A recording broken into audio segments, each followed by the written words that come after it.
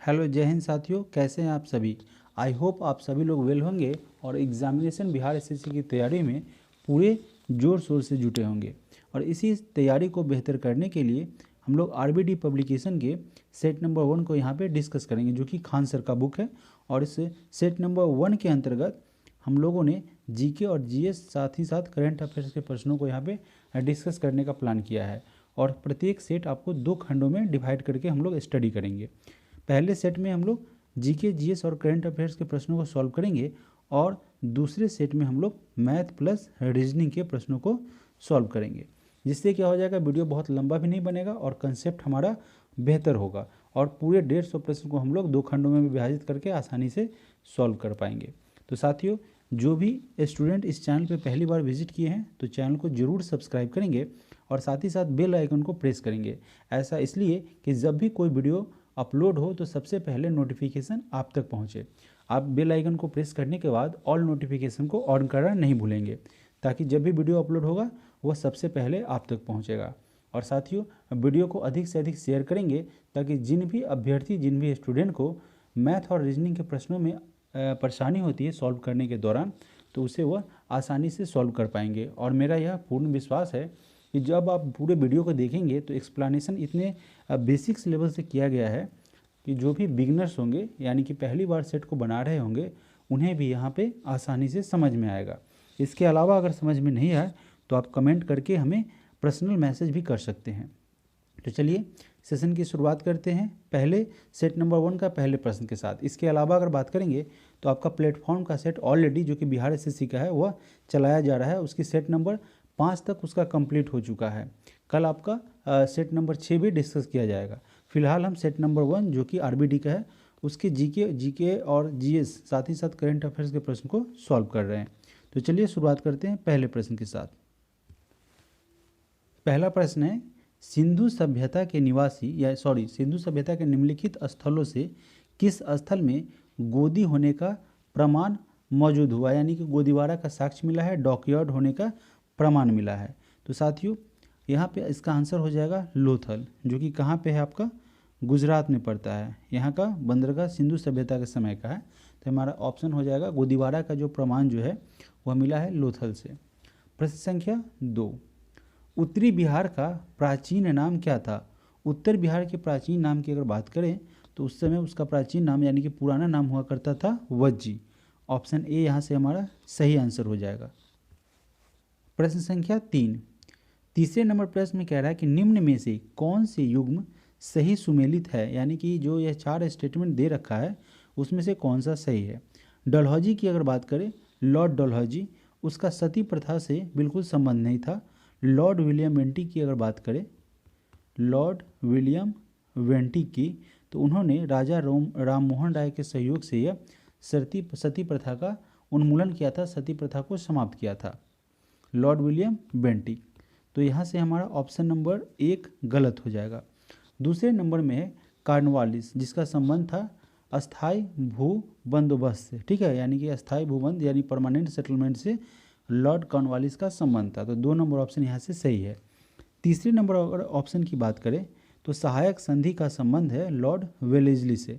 Option number 3 यहाँ से हमारा क्या हो जाएगा, सही हो जाएगा। और ऑप्शन नंबर अगर 4 की बात करें तो लॉर्ड विलियम बेंटिक, जिसका हम लोगों ने जिक्र किया है, उनका संबंध सती प्रथा से था, रेगुलेटिंग एक्ट से इनका संबंध नहीं था, ठीक है। 1773 रेगुलेटिंग एक्ट आया था तो उससे इनका संबंध नहीं था। तो हमारा ऑप्शन 2 और 3 सही हो जाएगा। ऑप्शन नंबर डी यहाँ से क्या बनेगा, करेक्ट आंसर बनेगा। प्रश्न संख्या 4, क्रिप्स मिशन का प्रस्ताव कब आया था। तो दोस्तों, यह क्रिप्स मिशन जो है वह भारत में 30 मार्च 1942 को आया था, यानी कि ऑप्शन नंबर ए हमारा यहाँ से सही हो जाएगा। और यह क्रिप्स मिशन की अगर बात करें तो इसी के अंतर्गत इसी के प्रस्ताव में, क्रिप्स मिशन प्रस्ताव में संविधान सभा के गठन करने की बात कही गई थी। प्रश्न संख्या 5, दिल्ली समझौता किसे कहा जाता है। दिल्ली समझौता की अगर बात करें साथियों तो गांधी रिविन जो समझौता हुआ था उसे ही दिल्ली पैक्ट के नाम से या दिल्ली समझौते के नाम से जानते हैं।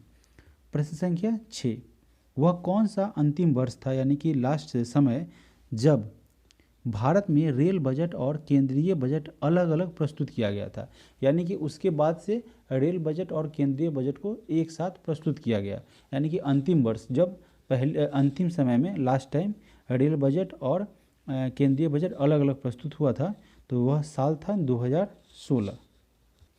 उसके बाद 2017 से रेल बजट और आम बजट दोनों को साथ साथ रखा गया।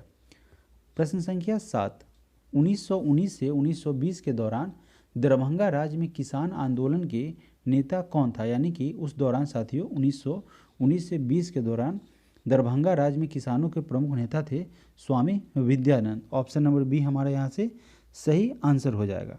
प्रश्न संख्या 8, वास्को डी गामा ने समुद्र मार्ग की खोज की थी। तो वास्को डी गामा ने समुद्र मार्ग की खोज की करते हुए कहाँ आया था, भारत आया था। प्रश्न में आपसे पूछा जाता है कि भारत का खोज किसने किया था, तो वास्को डी गामा हमारा क्या हो जाएगा, करेक्ट आंसर हो जाएगा। प्रश्न संख्या 9 में कह रहा है कि इनमें से कौन घटना द्वितीय विश्व युद्ध का परिणाम नहीं है। देखिए, द्वितीय विश्व युद्ध जब हुआ था उसके बाद जो औपनिवेशिक साम्राज्य था उनका क्या हुआ था, अंत हो गया था, यानी कि पतन हुआ था। तो यह ऑप्शन आपका सही है। और इंग्लैंड की शक्ति में ह्रास हुआ था, यानी कि इंग्लैंड की शक्ति जो थी द्वितीय विश्व युद्ध के बाद वह कमज़ोर पड़ने लगी थी। और राष्ट्र संघ का गठन नहीं हुआ था, बल्कि क्या हुआ था, विघटन होने लगा था। तो यहाँ पे सी नंबर ऑप्शन गलत है। और डी नंबर ऑप्शन में देखा जाए तो रूस और अमेरिका का जो प्रभुत्व था, वह शक्ति था, उसमें वृद्धि हुई थी। तो हमारा ऑप्शन सी क्या हो जाएगा, यहाँ से गलत आंसर हो जाएगा।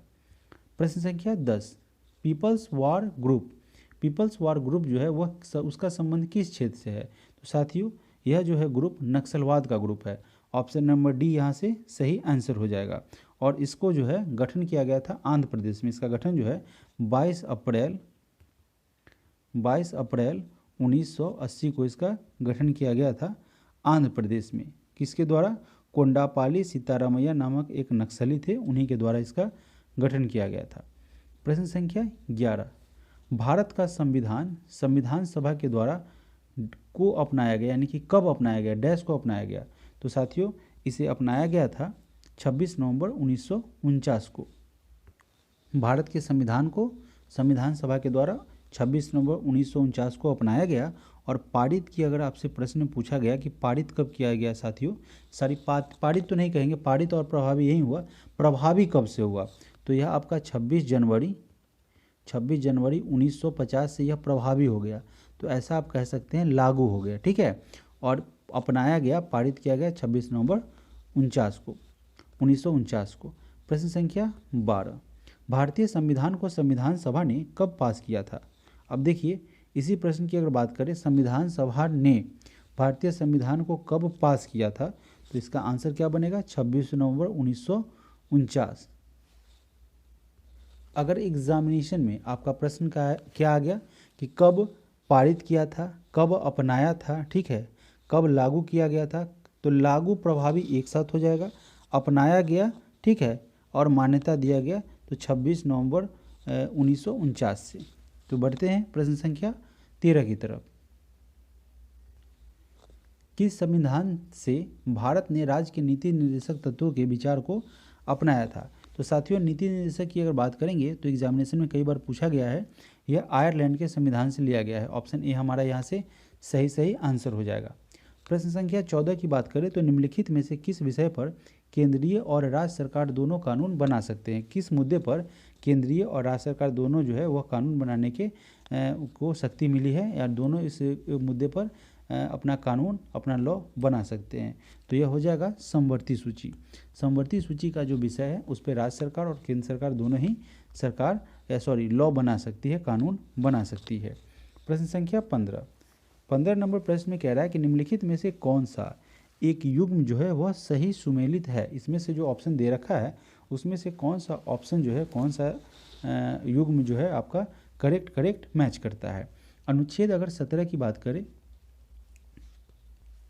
पहले नंबर ऑप्शन नंबर ए में कह रहा है कि अनुच्छेद 17 कानून के समक्ष समानता देता है, यानी कि अपने कानून के समक्ष इक्वलिटी देता है, समानता देता है। तो यह आपका गलत हो जाएगा। साथियों अनुच्छेद 17 के अंतर्गत क्या किया गया था, अस्पृश्यता यानी कि छुआछूत को, अस्पृश्यता का क्या किया गया था, अंत किया गया था। तो यहाँ से ऑप्शन ए गलत हो जाएगा। दूसरे नंबर यानी कि बी नंबर ऑप्शन में कह रहा है कि अनुच्छेद 15 यानी कि आर्टिकल 15 के माध्यम से राज्य के द्वारा किसी प्रकार के भेदभाव के विरुद्ध गारंटी दिया गया था। तो ऑप्शन बी हमारा क्या हो जाएगा, सही हो जाएगा। यह जो है किसी भी जाति, धर्म, भेदभाव के लिंग के आधार पर भेदभाव के खिलाफ क्या देता है, गारंटी देता है कि आपको इसके आधार पर आपके साथ भेदभाव नहीं किया जाएगा, वह आर्टिकल 15 होगा। तो बी हमारा सही है। सी नंबर ऑप्शन में कह रहा है कि अनुच्छेद 14 सार्वजनिक रोजगार में समान अवसर प्रदान करता है। देखिए यह क्या करता है, कानून के समक्ष जो है, कानून के समक्ष क्या करता है, समानता प्रदान करता है। ठीक है, समान संरक्षण की, कानून के समक्ष जो है किसी भी व्यक्ति को समानता या भारत के जितने भी कानून हैं उस कानून के समक्ष संरक्षण प्रदान करता है। तो ऑप्शन सी भी हमारा यहाँ से गलत हो जाएगा। प्रश्न संख्या 16, जब कोई राज्य राष्ट्रपति के शासन के अंतर्गत होता है, यानी कि कहीं भी किसी भी राज्य में राष्ट्रपति शासन लागू होता है, तब उस राज्य का बजट कौन पारित करता है। तो उस राज्य का बजट जो है वित्त मंत्रालय के द्वारा पारित किया जाता है। Option number D. राष्ट्रपति के शासन की जो अवधि की अगर बात करें तो साथियों न्यूनतम 6 माह, ठीक है, न्यूनतम की अगर बात करें अवधि न्यूनतम 6 माह और अधिकतम जो है आपका मैक्सिमम आपका 3 वर्ष तक लग सकता है। और यह जो है आपको आर्टिकल 356 के अंतर्गत जो है लगाया जा सकता है। आगे बढ़ते हैं। प्रश्न संख्या 17, भारत का प्रथम आम चुनाव डैश में हुआ था। भारत का पहली बार जो आम चुनाव हुआ था वह कब हुआ था। तो यह हुआ था 1951 से 52 के दौरान। इस चुनाव में कांग्रेस सबसे अधिक सीट जीती थी और सबसे अधिक सीट जीतने वाली पार्टी भी बनी थी। जवाहरलाल नेहरू के नेतृत्व में पहली बार निर्वाचित सरकार इसी 1951 से 52 में बनी थी। प्रश्न संख्या 18, पंचायत समिति के सदस्य अक्सर डैश वर्ष के लिए चुने जाते हैं। तो पंचायत समिति के जो सदस्य हैं उन्हें 5 वर्ष के लिए चुना जाता है। और साथियों यह ग्राम पंचायत जो है अगर बात करें इसे ग्राम पंचायत कहे या पंचायती चुनाव कहें, ठीक है, उसके अंतर्गत मुखिया हो, पंचायत समिति हो, ठीक है, जिला पार्षद हो, वार्ड मेंबर हो, सरपंच हो, इन सभी का जो है कार्यकाल जो है 5 वर्षों का होता है। आगे बढ़ते हैं। प्रश्न संख्या 19 नंबर प्रश्न में कह रहा है कि सितंबर 2018 में किस भारतीय राज्य के पहले नागरिक विमानपत्तन का उद्घाटन किया गया है। तो दोस्तों इसका आंसर हो जाएगा सिक्किम। सितंबर 2018 में अगर बात करेंगे तो सिक्किम में भारतीय राज्य का जो है पहला नागरिक विमानपत्तन का उद्घाटन किया गया है, ओपनिंग किया गया था। प्रश्न संख्या 20, भारतीय साक्ष्य अधिनियम डैश में अस्तित्व में आया था। भारतीय साक्ष्य अधिनियम जो है वह आपको 1 सितंबर 1872 से अस्तित्व में आया था या प्रभावी हुआ था। तो यहाँ 20 का ऑप्शन नंबर सी हमारा करेक्ट आंसर हो जाएगा। यह जो है अदालत के सभी न्यायिक कार्यवाही जो होता है उन सभी पर लागू होता है और इसके कुल 11 अध्याय और 167 वर्ग है। 11 अध्याय हैं और 167 जो है इसके वर्ग है। प्रश्न संख्या 21 नंबर प्रश्न में कह रहा है कि निम्न में से कौन सा ग्रह जो है आकार और द्रव्यमान के मामले में पृथ्वी के लगभग जो है बराबर है। तो यह हो जाएगा आपका शुक्र। ऑप्शन नंबर बी यहाँ से हमारा क्या बनेगा, सही आंसर बनेगा।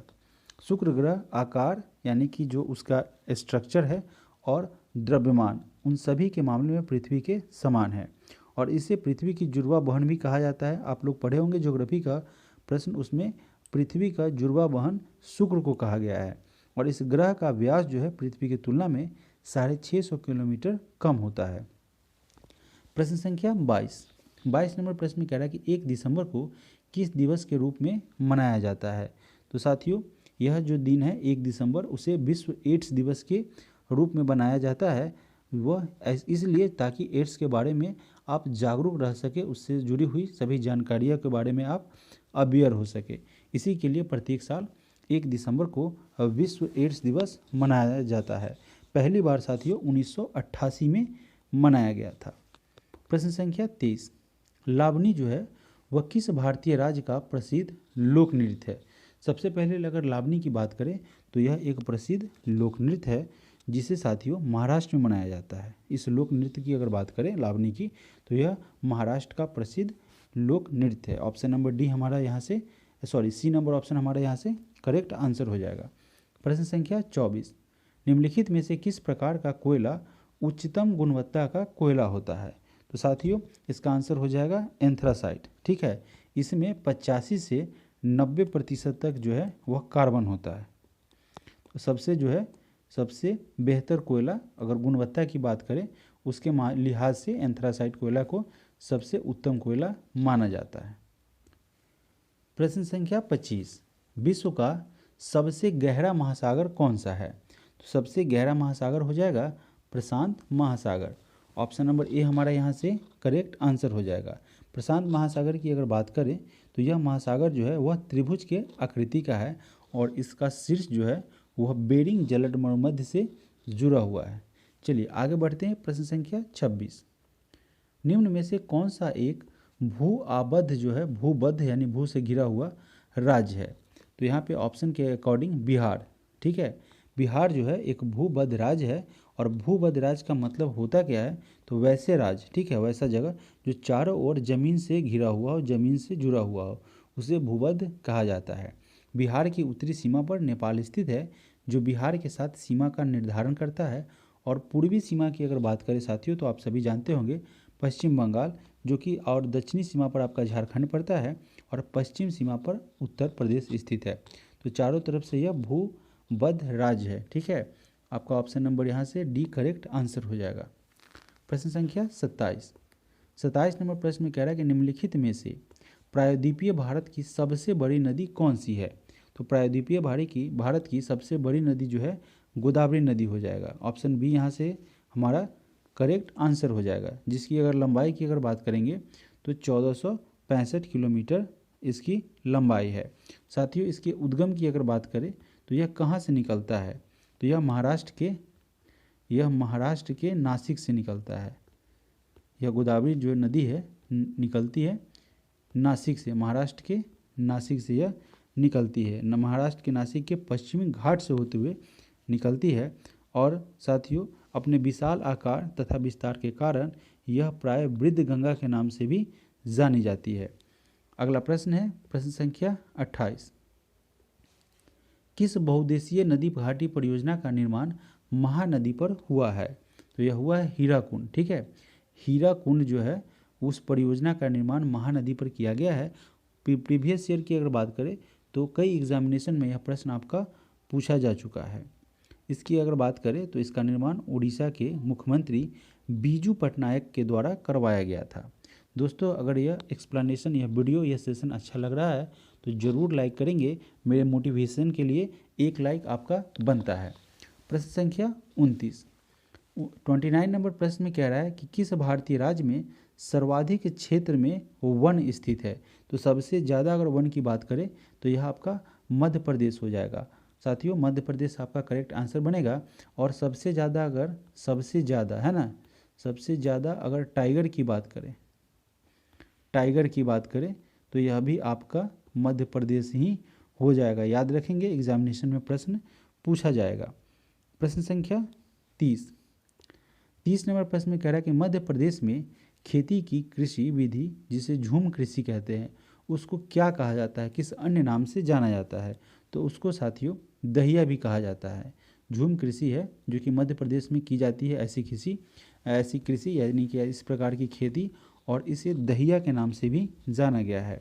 मिट्टी की उर्वरता को बढ़ाने के लिए झूम खेती की जाती है और झूम खेती में ज़मीन को कुछ समय के लिए खाली छोड़ दिया जाता है ताकि वह अपनी उर्वरा शक्ति को फिर से क्या कर सके, रिटेन कर सके, फिर से वह हासिल कर सके। इसके कारण क्या होता है कि झूम कृषि प्रमुख रूप से उष्णकटिबंधीय वन क्षेत्रों में की जाती है। और क्या होता है साथियों, यहाँ पे कुछ समय के लिए भूमि को छोड़ देते हैं ताकि वह अपनी उर्वरा शक्ति फिर से हासिल कर लेती है और कृषि के लिए बेहतर होता है। चलिए आगे बढ़ते हैं। प्रश्न संख्या 31 नंबर प्रश्न में कह रहा है कि राष्ट्रीय खाद्य सुरक्षा मिशन का लक्ष्य निम्नलिखित में से किन उत्पादों के उत्पादन को बढ़ाना है? तो दोस्तों इसका लक्ष्य है आपको चावल को बढ़ाना, गेहूं के उत्पादन को बढ़ाना, साथ ही साथ आपके दलहन के उत्पादों को बढ़ाना और इसके अलावा जो भी मोटे अनाज है उन सभी को बढ़ाना है। तो इसका करेक्ट आंसर हो जाएगा, सिर्फ 1 3 नहीं होगा, तो 1 2 और 4 5, ऑप्शन नंबर डी हमारा क्या हो जाएगा, सही आंसर बनेगा। आगे बढ़ते हैं, प्रश्न संख्या 32। जनगणना 2021 के अनुसार निम्न में से किस राज्य का जनसंख्या घनत्व जो है सबसे कम है। यह आपका जनगणना 2011 के अकॉर्डिंग प्रश्न है कि किस राज्य का जनसंख्या घनत्व जो है वह सबसे कम है। तो इसका आंसर हो जाएगा मेघालय। मेघालय आपका करेक्ट आंसर हो जाएगा। प्रश्न संख्या 33। भारत के भुगतान संतुलन के चालू खाते में रुपए की पूर्ण परिवर्तनशीलता कब हुई है। तो यह साथियों हुई है 19 अगस्त 1994 को। क्या हुआ, केंद्रीय आम बजट ने 1992 से 93 के दौरान पहली बार भारतीय रुपए को विदेशी मुद्रा में परिवर्तनीय बना दिया था। और रुपए की पूर्ण परिवर्तनीय का अर्थ क्या होता है कि चालू खाते और पूंजी खाते में होने वाले जो व्यवहार होता है, लेन देन होता है, ट्रांजैक्शन होता है, उसको पूरा करने के लिए रुपए को किसी भी इंटरनेशनल करेंसी के रूप में इसको चेंज करने से है। ठीक है, चलिए बढ़ते हैं अगले प्रश्न की तरफ। प्रश्न संख्या 34। बैंक नोट प्रेस यानी कि बैंक को छापने का जो प्रेस है बैंक नोट के, वह कहाँ स्थित है। तो यह साथियों स्थित है देवास में। ऑप्शन नंबर बी यहाँ से हमारा करेक्ट आंसर हो जाएगा। आपसे यह भी पूछा जा सकता है कि देवास कहाँ पड़ता है, तो यह मध्य प्रदेश में स्थित है। और भारत में कुल 4 नोट प्रेस है। एक आपका देवास हो जाएगा, दूसरा आपका साथियों नासिक हो जाएगा, तीसरी अगर बात करें तो तीसरी आपका मैसूर हो जाएगा। ठीक है, मैसूर हो जाएगा, और चौथा आपका साल बनी हो जाएगा। इस चारों जो है आप नोट प्रेस को याद रखेंगे। प्रश्न संख्या 35। समुराई योद्धा वर्ग यह क्या है। समुराई योद्धा की अगर बात करें तो यह जापान में स्थित है। ठीक है, एक योद्धा वर्ग है, वह आपको जापान में देखने को मिलते हैं। प्रश्न संख्या 36। स्पिनिंग जेनी की खोज किसने की थी। तो इसकी खोज किया गया था जेम्स हारग्रीव्स के द्वारा। स्पिनिंग जेनी का आविष्कार जेम्स हारग्रीव्स ने 1770 में किया था, यानी कि 1770 में किया था, जिससे क्या होता था कि सूती धागे की मात्रा जो है वह बढ़ सकती थी। प्रश्न संख्या 37 नंबर प्रश्न में पूछा गया है कि प्राकृतिक चयन यानी कि नेचुरल सिलेक्शन की अगर बात करें साथियों, नेचुरल सिलेक्शन की, उसका सिद्धांत किसने दिया था। तो यह सिद्धांत दिया गया था चार्ल्स डार्विन के द्वारा। यानी कि प्राकृतिक चयन का सिद्धांत जो है नेचुरल, यहाँ प्राकृतिक की अगर बात की जाए नेचुरल सिलेक्शन, ठीक है, इसका सिद्धांत जो है वह चार्ल्स डार्विन महोदय के द्वारा दिया गया था। डार्विन ने जोर देकर कहा कि अगर एक आबादी में हमेशा विभिन्न प्रकार के लक्षणों के आधार पर बहुत सारी विभिन्नताएं मौजूद होती है, जैसा कि सभी आप जानते हैं, और इसीलिए प्रकृति उन सब में से अनुकूल जीवों का चयन करती है जिनके पास अगली पीढ़ी के लिए माता पिता बनने का अधिकार और मौका होता है। प्रश्न संख्या 38। पौधों में निषेचन के फलस्वरूप उत्पन्न एकल कोशिका क्या कहलाती है। यानी कि निषेचन के उपरांत की अगर बात करें साथियों, तो एकल कोशिका को जो है हम क्या कहते हैं, युग्मनज कहते हैं। ठीक है, जिसको साथियों जाइगोट कहा जाता है, जाइगोट। कभी कभी क्या होता है कि इंग्लिश समझ में आता है तो हिंदी नहीं, हिंदी आएगा तो आसानी से इंग्लिश नहीं, तो उसे युग्मनज कहते हैं, यानी कि जाइगोट कहा जाता है। प्रश्न संख्या 39। दांतों एवं हड्डियों में उपस्थित क्या रहता है। तो दांतों एवं हड्डियों में साथियों कैल्शियम फॉस्फेट उपस्थित रहता है। Option number B. जीवित प्राणियों में कैल्शियम हड्डियों, दांतों और शरीर के अन्य हिस्सों में पाया जाता है, और यह रक्त में भी होता है, और शरीर के अंदरूनी देखभाल में इसकी विशेष भूमिका होती है। प्रश्न संख्या 40। पित्तरस का क्या कार्य है। पित्तरस जो है साथियों वह क्या करता है, वसा का एमल्सीकरण करता है। ऑप्शन बी हमारा यहाँ से सही आंसर बनेगा। यकृत जो होता है, यकृत, वहाँ पे पित्तरस जो है स्रावित होती है, वहाँ से निकलती है, जो एक थैली में संग्रहित होता है। पित्तरस वसा पाचन में महत्वपूर्ण भूमिका निभाता है। मानव शरीर में प्रोटीन का पाचन जो है वह आमाशय में होता है, और कार्बोहाइड्रेट का पाचन मुंह से ही शुरू हो जाता है। प्रश्न संख्या 41, जब हृदय की मांसपेशियों को पर्याप्त ऑक्सीजन नहीं पहुंच पाती है तो तीव्र छाती के दर्द के लक्षण दिखते हैं, जिसे क्या कहा जाता है? तो ऐसी स्थिति में साथियों उसे एंजीना पेक्टोरिस कहा जाता है। ऐसा क्यों होता है? तो जब एंजीना पेक्टोरिस की अगर बात करें तो जो कोरोनरी हृदय होता है, ठीक है, कोरोनरी हृदय जो होता है उस रोग के कारण छाती में क्या होता है? पेन होता है। उस दर्द या परेशानी के लिए चिकित्सा इस शब्द का यूज किया जाता है। यह तब होता है जब हृदय की मांसपेशियों को उतना रक्त नहीं मिल पाता है जितना कि इसकी आवश्यकता होती है, यानी कि उचित मात्रा में ब्लड का सप्लाई नहीं हो पाता है हृदय में जितना इसकी ज़रूरत होती है। तो उसमें क्या होता है, एक पेन महसूस होता है, पर्याप्त ऑक्सीजन नहीं पहुंच पाती है इसी कारण से, और तीव्र जो है वह दर्द होता है, इसके लक्षण देखने को मिलता है और इसे एंजीना पेक्टोरिस कहते हैं। प्रश्न संख्या 42, बोमन संपुट किस तंत्र का भाग है? अगर हम बोमन संपुट की बात करें तो साथियों यह उत्सर्जन तंत्र का भाग होता है। ऑप्शन नंबर ए हमारा यहाँ से सही आंसर हो जाएगा। बोमन संपुट कहें या बोमन कैप्सूल्स कहें, उसमें रक्त केशिका जो है का पुलिंदा होता है और इसे ग्लोमेरुलस कहा जाता है।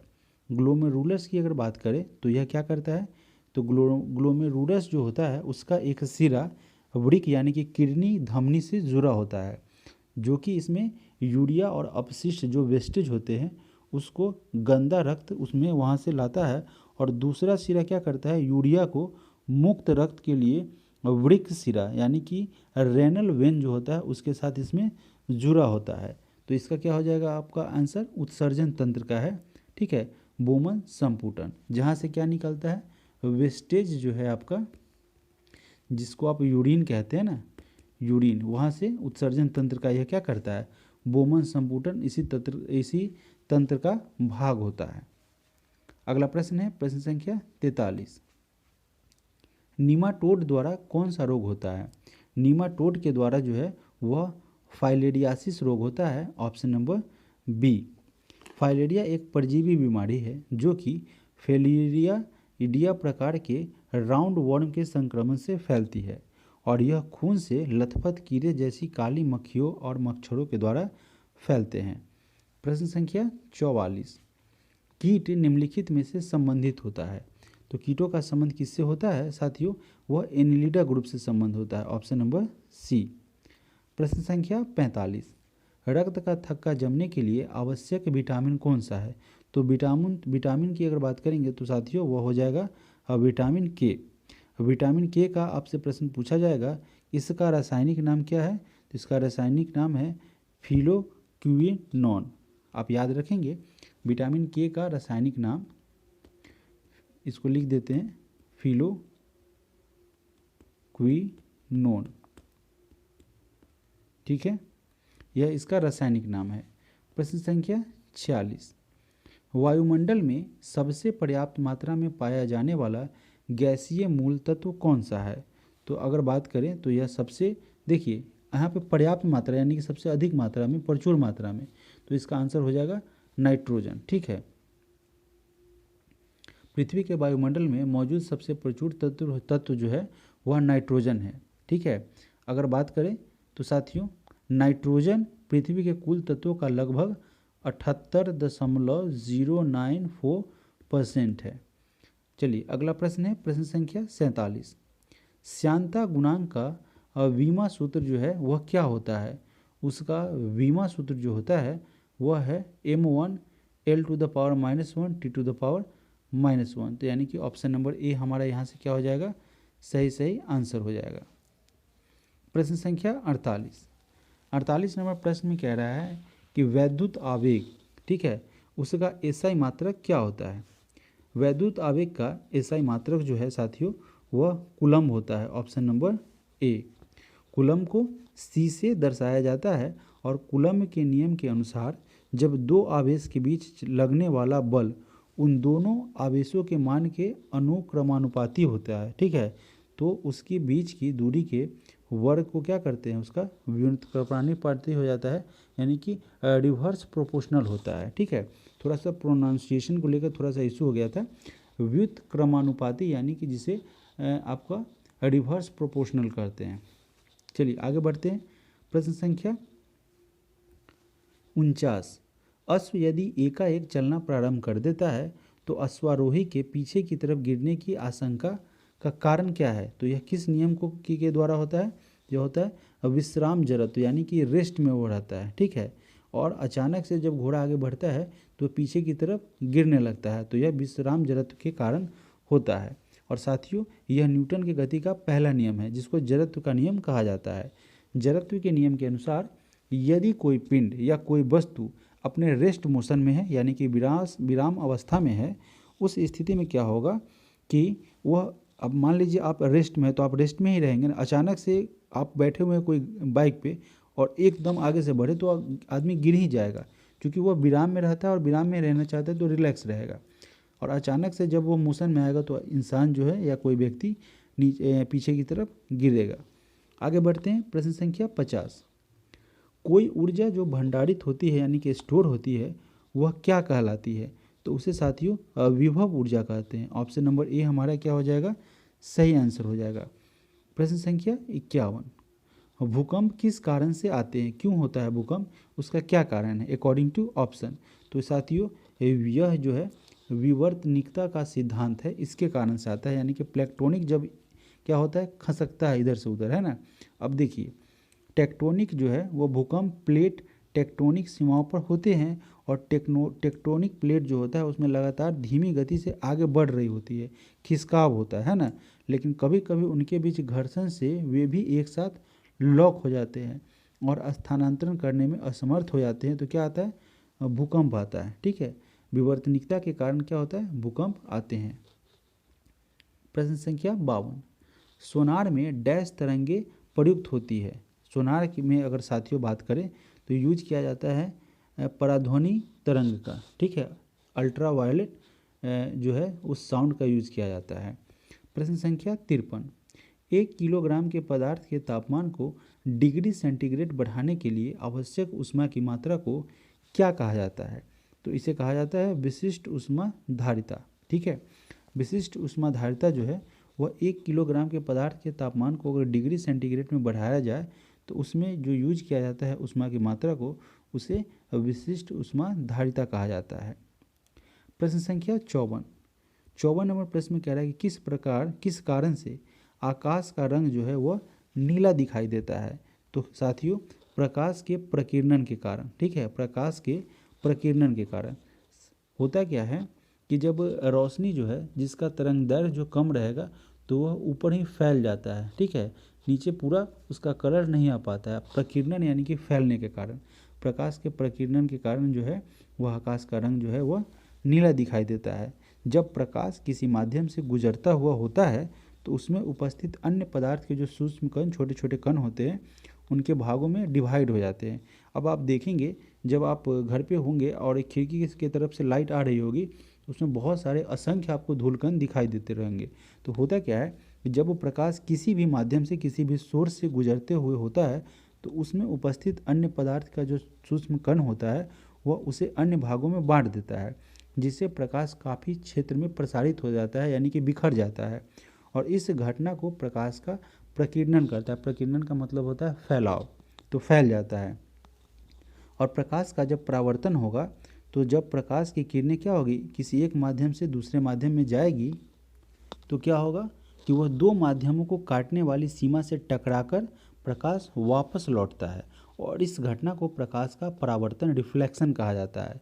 और एक माध्यम से दूसरे माध्यम में प्रकाश के प्रवेश करने पर उसका पथ जो है डाइवर्ट हो जाता है, विचलित हो जाता है, जिससे प्रकाश का क्या कहा जाता है? रिफ्लेक्शन या अपवर्तन कहा जाता है।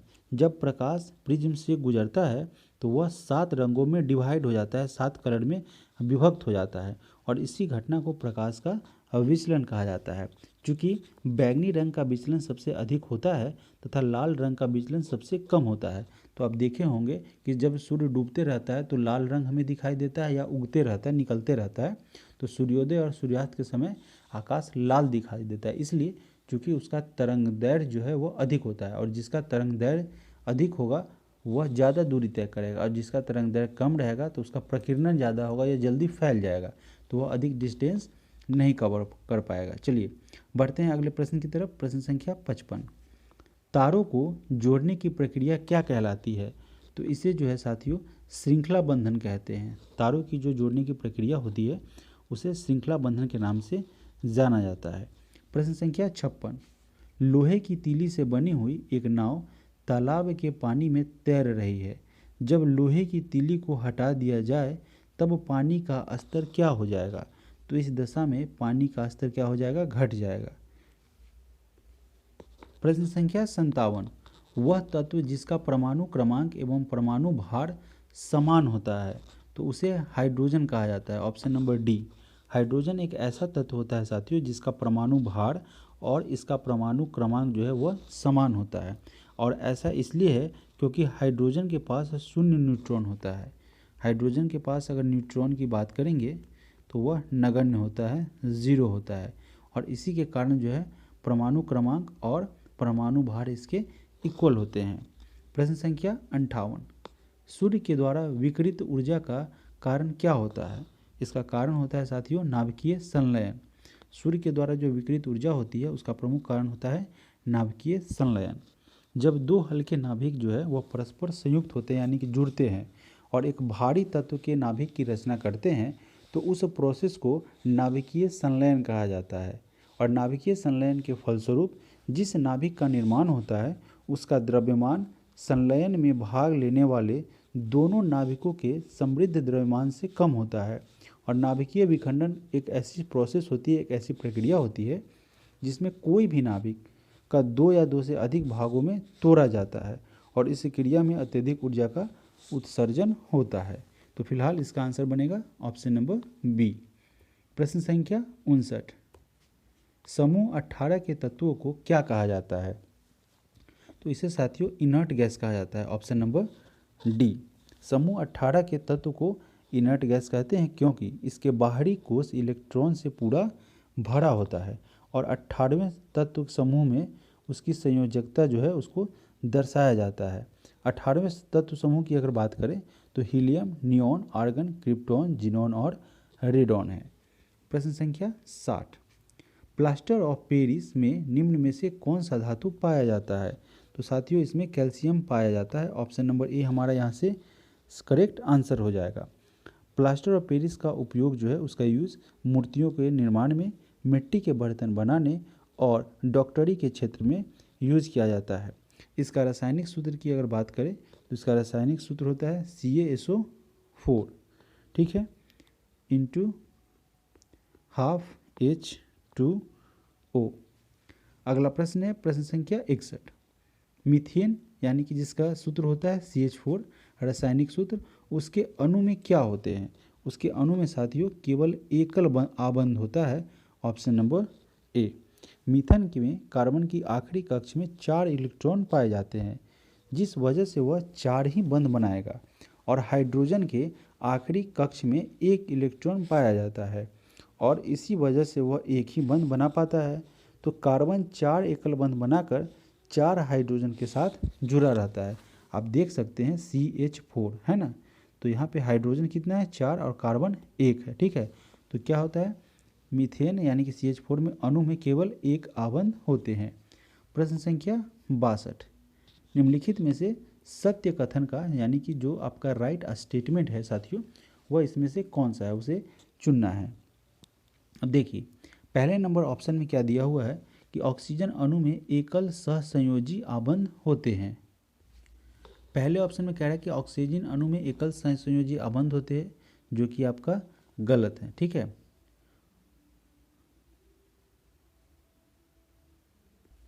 दूसरा नंबर ऑप्शन है कि कॉपर सल्फेट आयोनिक यौगिक नहीं है, जबकि यह ऑप्शन क्या है आपका गलत है। दोनों ऑप्शन ए और बी गलत हो जाएगा। तीसरे नंबर पर बात करें साथियों तो तीसरे नंबर में कह रहा है कि H2S यानी कि हाइड्रोजन सल्फाइड सहसंयोजी यौगिक है, जो कि आपका बिल्कुल करेक्ट है। ऑप्शन नंबर सी हमारा यहाँ से सही आंसर हो जाएगा। प्रश्न संख्या 63, निम्न में से कौन सा रासायनिक परिवर्तन का उदाहरण है? इसमें जो ऑप्शन दिया हुआ है तो वह रासायनिक परिवर्तन का इनमें से कौन सा उदाहरण है? तो साथियों लकड़ी का जलना, ठीक है, लकड़ी का जलना रासायनिक परिवर्तन का उदाहरण है। अब इसको इतने आसानी से आपको समझाएंगे कि मेरा चैलेंज है कि आप फिर दोबारा भूलेंगे नहीं। अब देखिए, रासायनिक परिवर्तन और भौतिक परिवर्तन को समझिए, समय लगेगा लेकिन आपको परमानेंट याद हो जाएगा। रासायनिक परिवर्तन उसे कहते हैं साथियों। अब जैसे देखिए, रासायनिक परिवर्तन की अगर बात करें साथियों कि लकड़ी अगर जल जाएगी, है ना, लकड़ी अगर जल गए तो उदाहरण है, पूछ रहे हैं ना रासायनिक परिवर्तन का, तो लकड़ी अगर जल गई तो जल के क्या बन गया, राख बन गया। ठीक है। अब साथियों इस राख को वापस, है ना, वापस लकड़ी में कन्वर्ट नहीं किया जा सकता है, इम्पॉसिबल, असंभव। तो यह आपका रासायनिक परिवर्तन है, कोई दिक्कत नहीं। जल क्या बन रहा है, जल का बर्फ बनना, जमना। तो यहाँ पे क्या कह रहा है, बर्फ बन जाएगा, जल क्या हो गया, जम के बर्फ बन गया। और फिर बर्फ से साथियों क्या जल बन सकता है कि नहीं बन सकता है, जल बन जाएगा ना। तो साथियों यह भौतिक परिवर्तन होता है, रासायनिक परिवर्तन नहीं होता है। फिर क्या हो रहा है, बर्फ का पिघलना, बर्फ जब पिघलेगा तो फिर वापस बर्फ बन सकता है कि नहीं बन सकता है, दोबारा बन सकता है। तो यह रासायनिक परिवर्तन नहीं होता है। जिसको हम दोबारा से प्राप्त कर ले वो भौतिक परिवर्तन है, जिसको दोबारा से हम प्राप्त नहीं कर पाए साथियों वह आपका रासायनिक परिवर्तन है।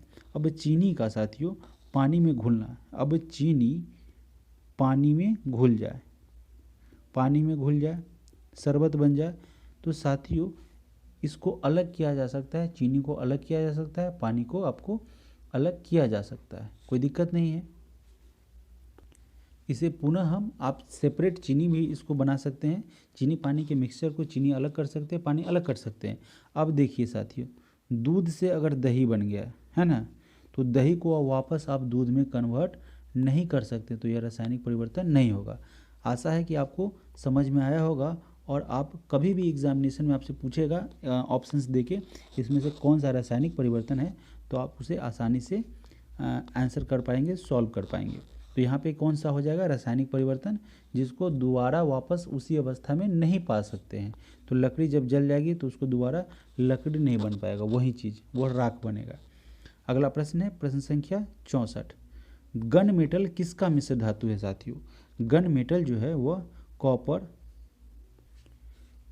कॉपर साथियों, कॉपर, टीन और जस्ता का मिश्रण होता है गन मेटल।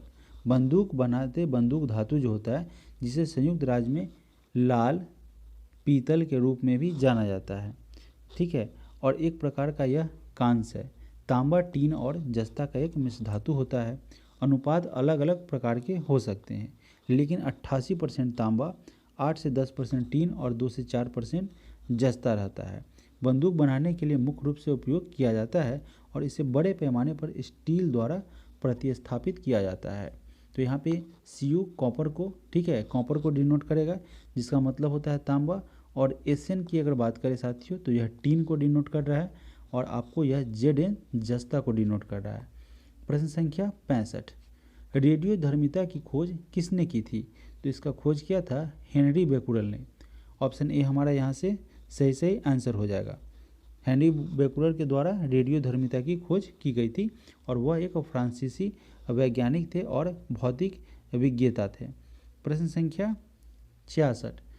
एक ग्रुप के तत्वों का सामान्य गुण क्या होता है। एक ग्रुप के तत्वों का सामान्य गुण होगा कि संयोजक इलेक्ट्रॉनों की संख्या होगी। ठीक है, संयोजक इलेक्ट्रॉनों की संख्या क्या होगा, सामान्य होगा। ऑप्शन नंबर डी हमारा यहाँ से सही आंसर हो जाएगा। प्रश्न संख्या 67।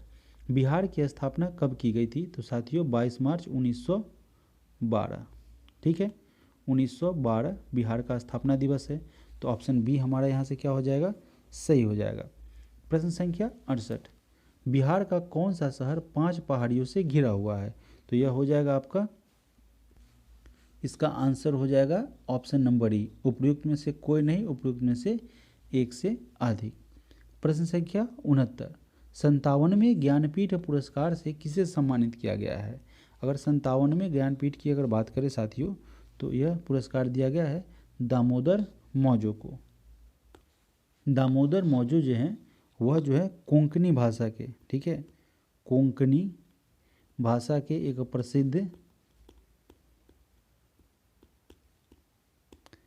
प्रसिद्ध लघु कथाकार हैं, ठीक है, और नाटककार हैं, कथाकार और नाटककार हैं।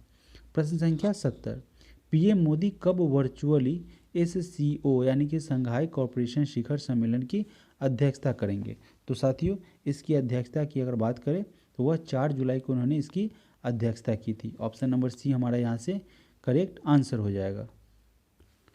प्रश्न संख्या 71, दिलवाड़ा मंदिर कहाँ पे स्थित है? तो साथियों दिलवाड़ा मंदिर की बात करें तो यह जैन मंदिर है जो कि आपका माउंट आबू पर स्थित है। दिलवाड़ा जैन मंदिर जिसका निर्माता वास्तुपाल और तेजपाल था, वह राजस्थान के सिरोही जिले के माउंट आबू पर स्थित है। यह मंदिर जो है माउंट आबू शहर के 2.5 से 3 किलोमीटर की दूरी पर है स्थित है और दिलवाड़ा मंदिर का निर्माण 11वीं से 13वीं शताब्दी के बीच हुआ था। तो माउंट आबू कहाँ पे पड़ेगा आपका? राजस्थान में, याद रखेंगे। किस राज्य में अगर पूछ दे प्रश्न में तो आप इसको राजस्थान करेंगे और कहाँ स्थित है तो यह माउंट आबू पे स्थित है। प्रश्न संख्या 72, भारत की संसद में पहला लोकपाल विधेयक कब पेश किया गया था? तो पहला लोकपाल विधेयक जो है वह साथियों 1968 को पेश किया गया था। तो ऑप्शन नंबर ए हमारा यहाँ से सही आंसर हो जाएगा। प्रश्न संख्या 73, आधुनिक कंप्यूटर का जनक किसे कहा जाता है? आधुनिक कंप्यूटर का जनक जो है साथियों वह कहा जाता है एलन ट्यूरिंग को। एलन ट्यूरिंग को आधुनिक कंप्यूटर का जनक, आधुनिक कंप्यूटर का पिता भी कहा जाता है। उन्होंने ट्यूरिंग मशीन का आविष्कार किया जो एल्गोरिदम और संगणना की अवधारणा के लिए जिम्मेदार है।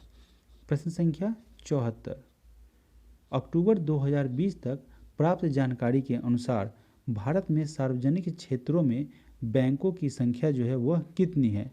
तो ताज़ा जो जानकारी है, जो डाटा है, उसके हिसाब से सार्वजनिक क्षेत्रों में अक्टूबर 2022 तक का जो डेटा है उसके अनुसार सार्वजनिक क्षेत्र में साथियों कुल बैंकों की संख्या 12 है। ऑप्शन नंबर सी हमारा यहाँ से करेक्ट आंसर बनेगा। प्रश्न संख्या 75, नमक पर ब्रिटिश एकाधिकार का विरोध करने के लिए गांधी जी ने किस वर्ष में समुद्र तक दांडी मार्च शुरू किया था? तो दांडी मार्च की अगर बात करें साथियों तो यह शुरू हुआ था 1930 को, 12 मार्च 1930। आप इस डेट को याद रखेंगे। दांडी मार्च की अगर बात करें तो इसे अहमदाबाद के पास स्थित साबरमती आश्रम से शुरू किया गया था और यह साथियों 24 यानी कि 24 दिन का यात्रा था। ठीक है, इस 24 दिन की यात्रा में पैदल मार्च निकाला गया था जो कि आपका अहमदाबाद के साबरमती आश्रम से शुरू किया गया था, है ना। इसे महात्मा गांधी के द्वारा 1930 में जो अंग्रेज के द्वारा नमक पर टैक्स लगाया गया था, कर लगाया गया था, उसी के विरोध में शुरू किया गया और यह अहमदाबाद के साबरमती आश्रम से चला था दांडी तक। कुल 24 दिनों की यह यात्रा थी। प्रश्न संख्या 76 नंबर प्रश्न में कह रहा है कि निम्नलिखित में से कौन सी भारत की सबसे बड़ी तेल कंपनी है? तो सबसे बड़ी अगर तेल कंपनी की बात की जाए तो यह आपका Indian Oil Corporation Limited. Option number B हमारा यहाँ से सही आंसर हो जाएगा। 20 से 21 फॉर्च्यून ग्लोबल 500 सूची में 151वें स्थान पर रही है। प्रश्न संख्या 77 यानी कि 77, भारत में प्रथम परमाणु बम यानी कि न्यूक्लियर बम का परीक्षण किस वर्ष किया गया था? तो इसका परीक्षण किया गया था 18 मई 1974 को। ऑप्शन नंबर ए हमारा यहाँ से करेक्ट आंसर हो जाएगा। 18 मई 1974 को इसका परीक्षण किया गया था जो कि क्या था, एक भूमिगत परमाणु परीक्षण था और इसका नाम था, इसका कोड दिया गया था स्माइलिंग बुद्धा। स्माइलिंग बुद्धा इसका कोड था। ठीक है, जिसका अगर इस परीक्षण की बात करें तो यह राजस्थान के पोखरण के जैसलमेर में किया गया था और इसके साथ ही परमाणु शक्ति देश भारत बन गया था। प्रश्न संख्या 78 और साथियों आप याद रखेंगे यह अब्दुल पाकिर जैनुन अब्दुल कलाम, ठीक है, जिसको हम लोग अब्दुल कलाम के नाम से जानते हैं, जो कि हमारे भारत के पूर्व राष्ट्रपति भी रह चुके हैं, मिसाइल मैन के नाम से भी इनको जाना जाता है और इन्हीं के द्वारा करवाया गया था, किया गया था। उस समय इसको अटल बिहारी वाजपेयी के द्वारा जो है निर्देश दिया गया था और पूर्ण छूट दी गई थी, जिससे कलाम साहब ने इसमें सफलता प्राप्त की थी। चलिए प्रश्न संख्या 78 की तरफ बढ़ते हैं। भारत में राष्ट्रीय आय की गणना किसके द्वारा की जाती है? तो इसकी गणना की जाती है केंद्रीय सांख्यिकी संगठन के द्वारा। ऑप्शन नंबर सी हमारा यहाँ से करेक्ट आंसर हो जाएगा। केंद्रीय सांख्यिकी संगठन की अगर बात करें, जिसको CSO कहते हैं, सेंट्रल स्टैटिक ऑफिस। CSO की स्थापना भारत में 2 मई 1951 को हुई थी। 2 मई 1951 में CSO की स्थापना की गई थी। ठीक है। इसके अलावा अगर बात करें तो साथियों, इसका मुख्यालय न्यू दिल्ली में है। मुख्यालय आपका न्यू दिल्ली में पड़ेगा। जालियांवाला बाग नरसंहार जो कि क्या हुआ था, 13 अप्रैल 1919 को हुआ था। वहाँ के स्थानीय जो डॉक्टर सत्यपाल और सैफुद्दीन किचलू की गिरफ्तारी हुई थी, उसी के विरुद्ध में इस बाग में लोगों का जुलूस आया था।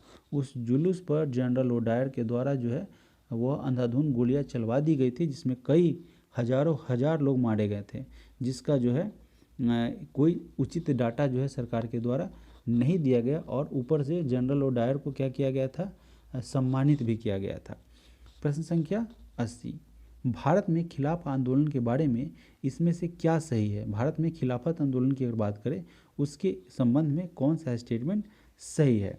अब देखिए, ऑप्शन ए में कह रहा है कि यह पाकिस्तान की मांग का एक आंदोलन था, खिलाफत आंदोलन का इससे कोई संबंध नहीं था, तो ऑप्शन नंबर ए हमारा गलत हो जाएगा।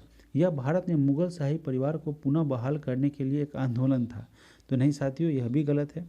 यह तुर्की के सुल्तान के समर्थन में मुसलमानों का एक आंदोलन था साथियों। ठीक है, जिसमें क्या किया था, महात्मा गांधी ने उसमें सहयोग किया था।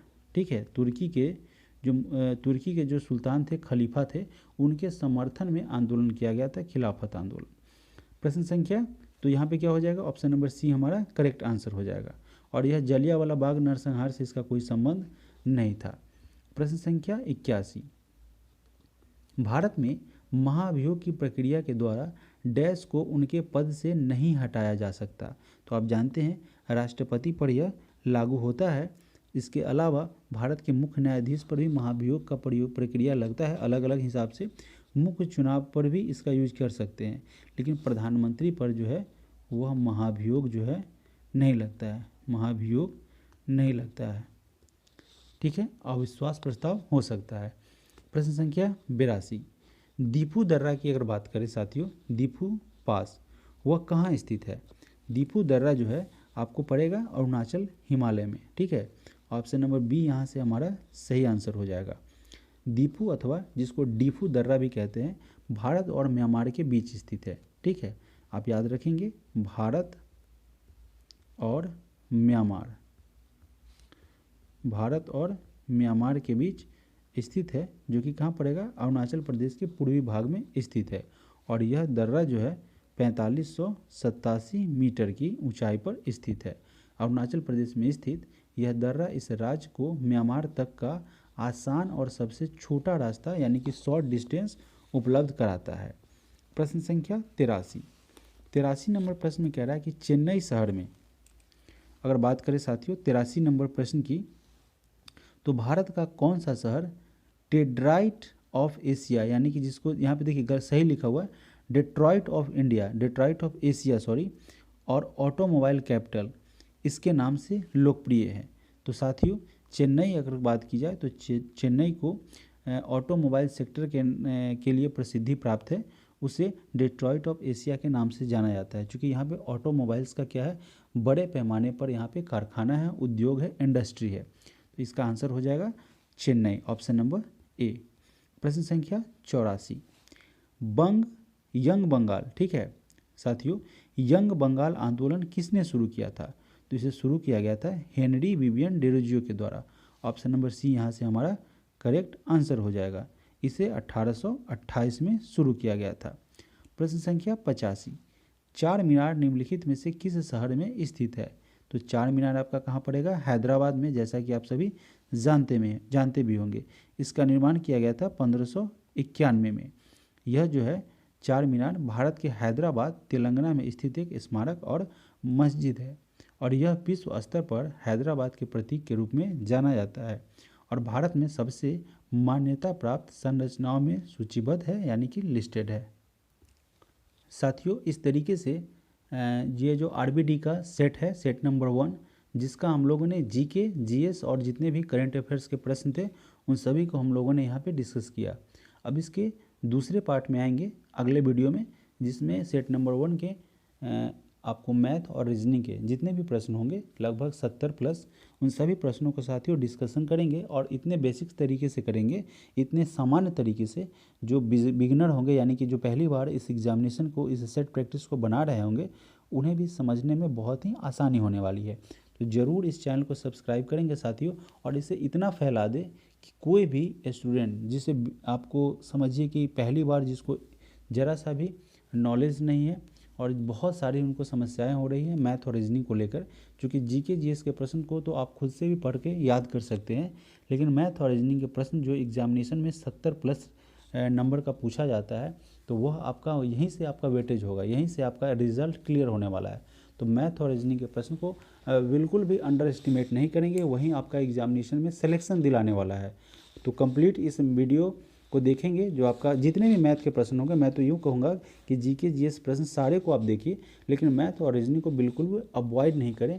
अगर अवॉइड करेंगे तो आपका रिलेशन, आपका जो है जो भी रिजल्ट है वो उसको आने में बहुत सारी परेशानी होगी। रिजल्ट में आप रेस में ही साथियों नहीं रह पाएंगे। तो आप बने रहें इस चैनल के साथ, यहाँ पे कंप्लीट सेशन कराया जाएगा, कुल 150 प्रश्न डिस्कस किया जाएगा मैथ रीजनिंग के लिए। मेरे तरफ से आप बेफिक्र रहे, बस चैनल के साथ प्रत्येक वीडियो को आप पूरा वॉच करते जाइए, और जो भी डाउट होंगे आप कमेंट के माध्यम से हमें बता सकते हैं। तो थैंक यू सो मच आप सभी लोगों का।